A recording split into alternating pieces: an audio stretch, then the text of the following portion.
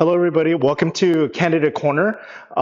This is Greater Seattle's interviews with our candidates, local candidates, and electeds. And we do this because we were recently awarded the King County Voter Education Fund grant. But more importantly, we do live interviews, live stream interviews, so that basically we can become more educated and informed voters. So, for example, not only is it important to vote, but who you vote for, of course, is important. And a lot of times I know people who may just be like party line voters. And we understand that people are busy, but we encourage you to please know your candidates and be more informed about that so you can make more informed decisions. So based on that, this is the eve of elections on November 4th, and look who's here. We're very pleased to have Rachel Savage with us. Welcome, Rachel. Yeah, Thank you. Thank you for having me. of course. And Rachel is running for Seattle City Council, position 8. And as we all know, it's position 8, but Seattle City Council is citywide. So if you live in Seattle, today is the last day. And you got until like maybe the evening to please the last minute. If you haven't done so, please vote and drop it off at your local ballot box there. Okay, so Rachel is here to just share some thoughts and ideas for vision for City of Seattle. But before that, just very quickly, this is not an endorsement, but rather just to get to know our candidates and their background. So perhaps, Rachel, maybe you can start with just telling us a little about your personal background and professional. Yeah. Okay, yeah. Well, I am a business owner. I have a retail business in Capitol Hill on Broadway. It's a street level retail business, and I've had that business since 1998. Wow. And I love the Capitol Hill neighborhood. It's the arts district. It's diverse. It's just a fantastic neighborhood. And what happened was the crime, the disorder, the severe mental illness came right to my doorstep. And over the last, I would say, 7 years, it's gotten increasingly more dangerous. I see open air drug use. I see severely mentally ill people in the worst shape I've ever seen them. And people committing crimes all day. So public drug use, shoplifting, selling stolen goods. Wait, this was going on Broadway? Yes, Really? this goes on Broadway today. Really? Now. I would have never thought that. Yes. Crime on Broadway. Yes. Okay. So a beautiful shopping district to now an open air drug market, and I would say an open air mental asylum. Wow. So that's what encouraged me to run for office. I started paying attention at who's running this place. Yeah. And I saw that this was left progressive policies. Okay.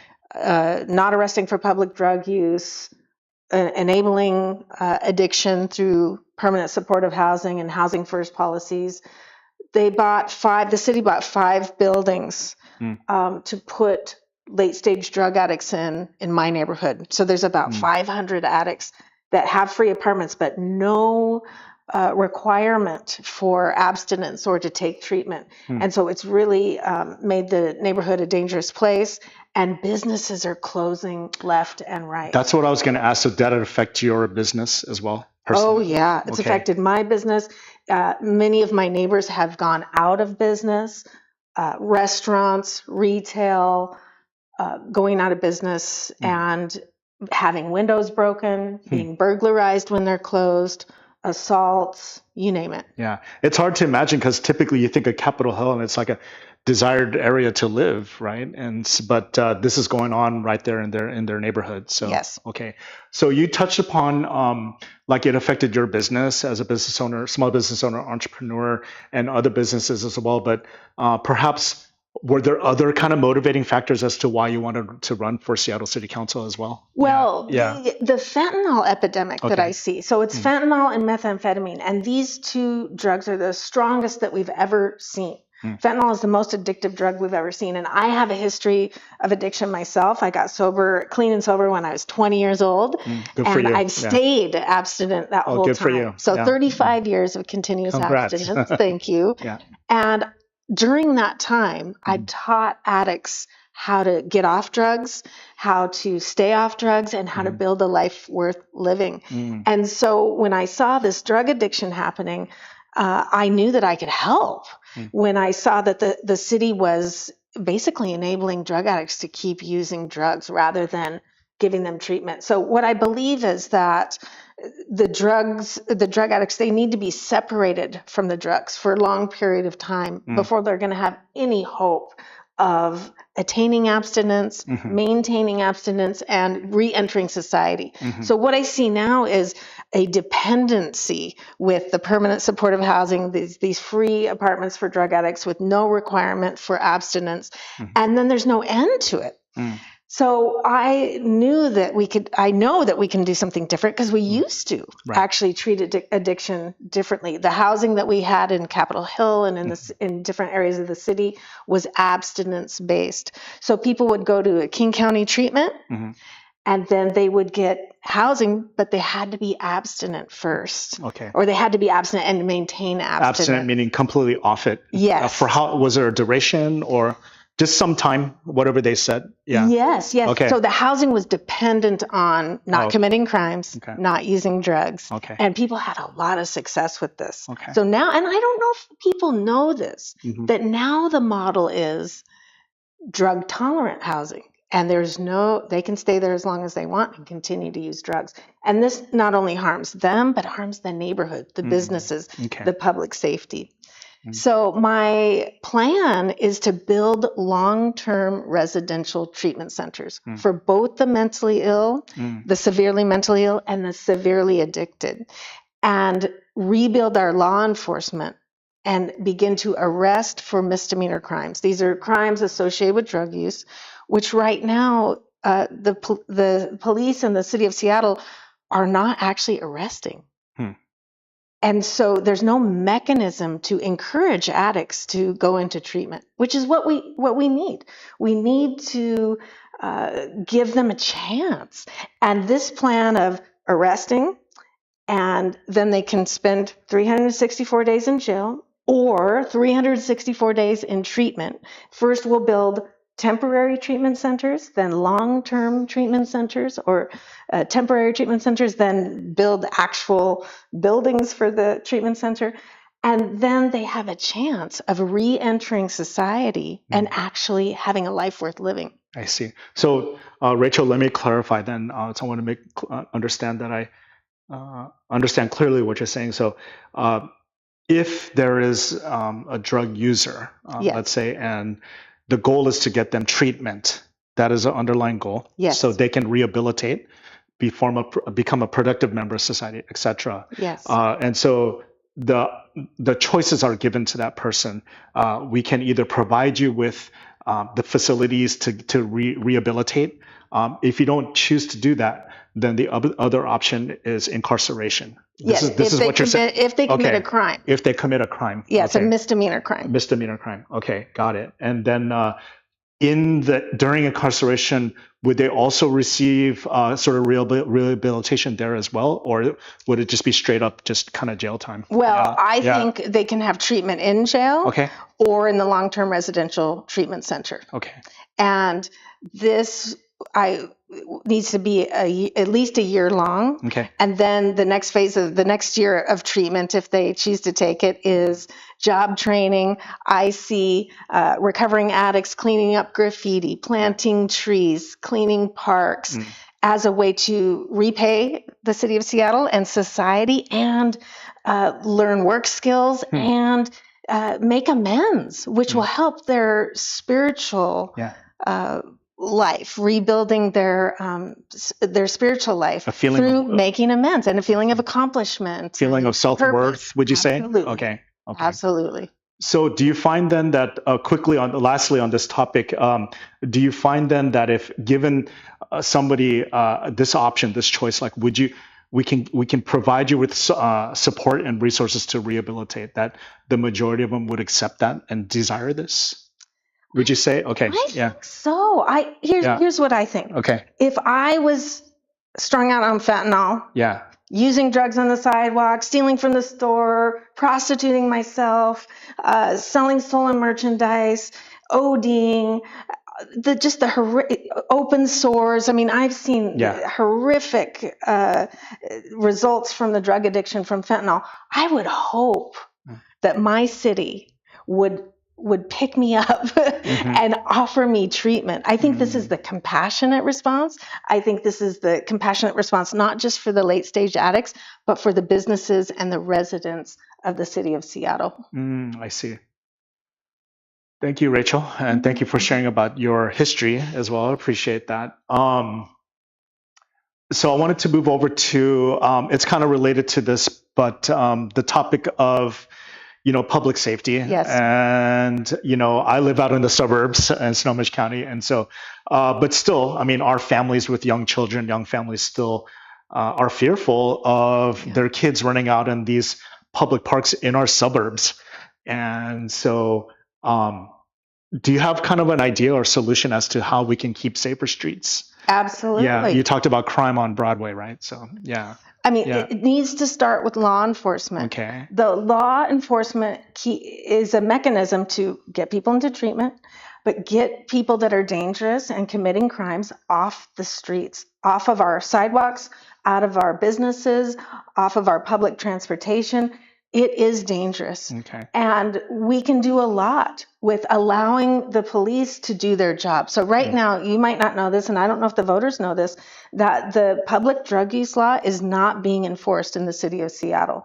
And so we need to amend that. That's day one. What does that say briefly? Okay. The public drug use law is not, the police are not really allowed to arrest for public drug use. They're encouraged to offer diversion, Really? not arrest. So that's why you're seeing people using drugs in the park, on the sidewalk. So I don't believe that the homeless problem is a homeless problem. I believe it's a drug problem and a severe mental illness problem. I see. And so our public safety, when we have the infrastructure to be able to arrest for these misdemeanor crimes, offer the jail or the treatment, or if the people have only been here for a few months, this is going to sound maybe radical, but a bus ticket home. We do not have to take care of every addict that comes here that knows that Seattle's going to give them a free apartment and all the drugs that they can, and all the merchandise they can steal. People come here from all over because they know that they can be lawless. Oh, yes.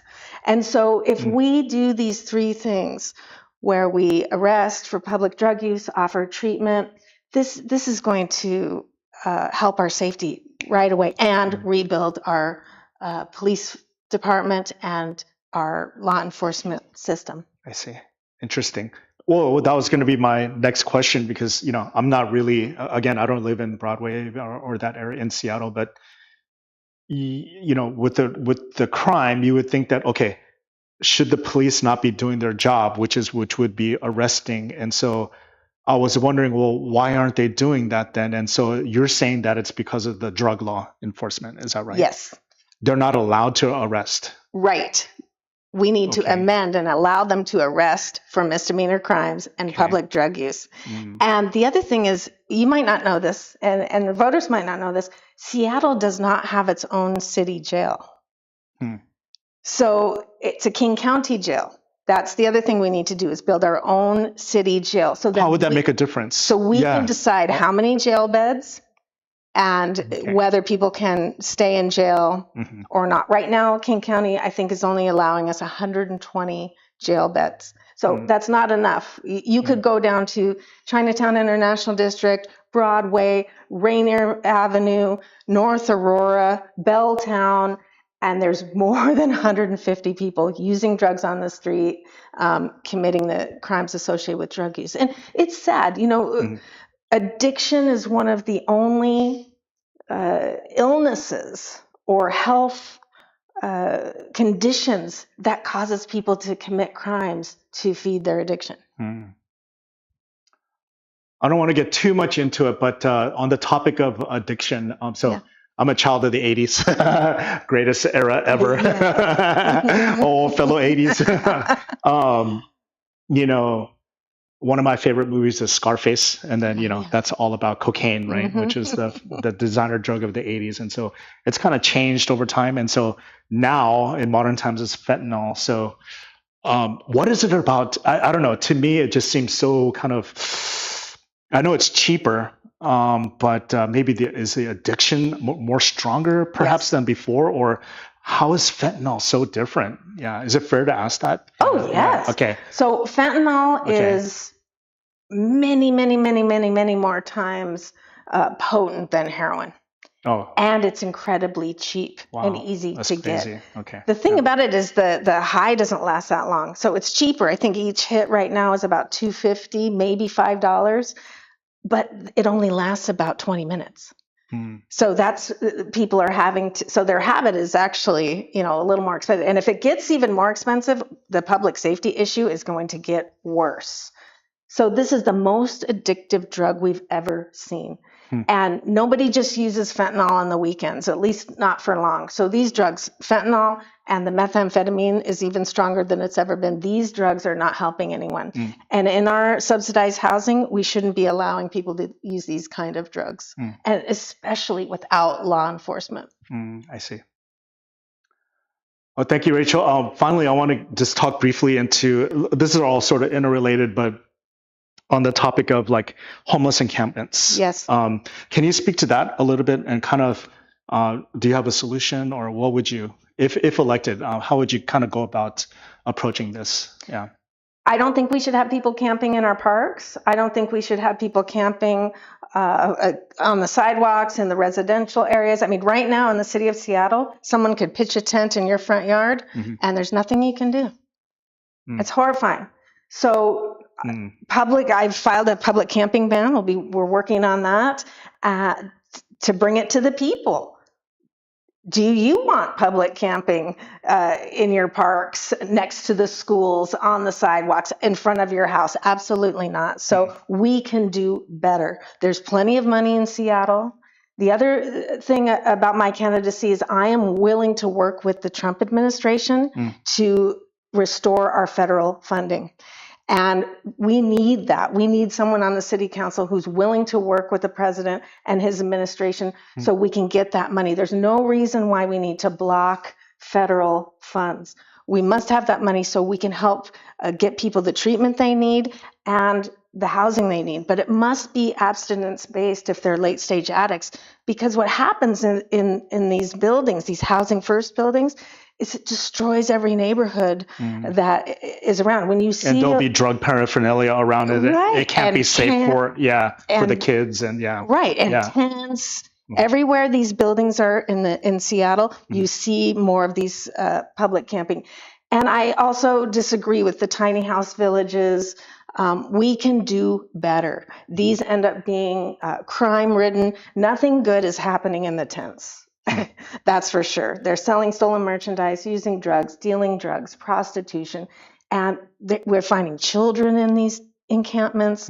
We can do better. So we must bring back law enforcement, start enforcing the drug law. And again, this is the compassionate response for the drug addicts, for the severely mentally ill, for the citizens, for the businesses. I mean, what does it tell our children when they have to walk by an encampment of tents on their way to school?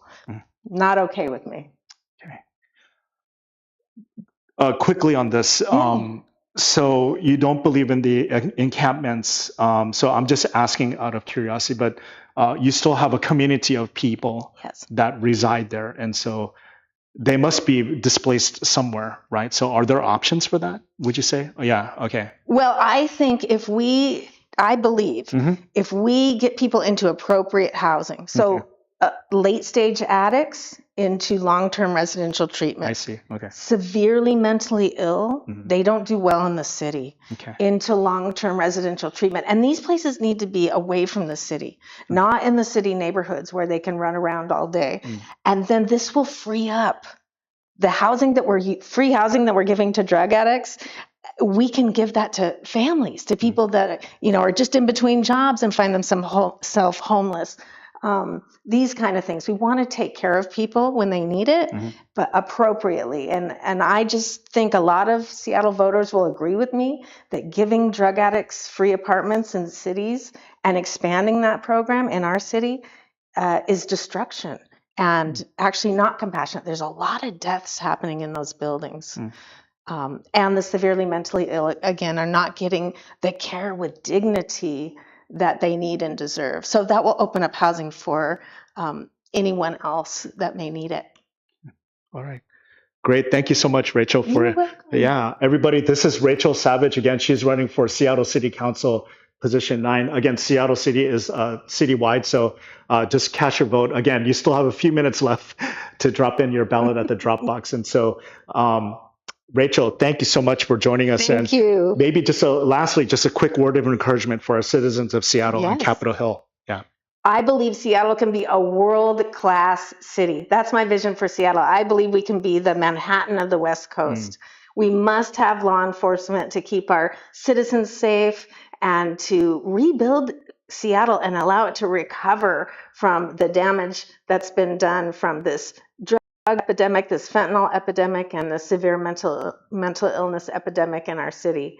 And I believe that once we give the compassionate care to people that need it in these long-term residential treatment centers that we will build, that business will come booming back and our economy in Seattle will start to be bustling again. I want to see every storefront in Seattle full, retail business, restaurants, entertainments, and I want to see Seattle be a place where children can come, families can come, and everyone can enjoy the jewel in the middle of our city. So that's my goal. That's what I'll fight for on the city council every single day. And if you want something different, vote different. Vote Savage. Nice. All right, everyone. This is Rachel Savage. Rachel, thank you once again for joining us. Yeah. Okay. Bye, community. Go out and vote. Thank you. Bye.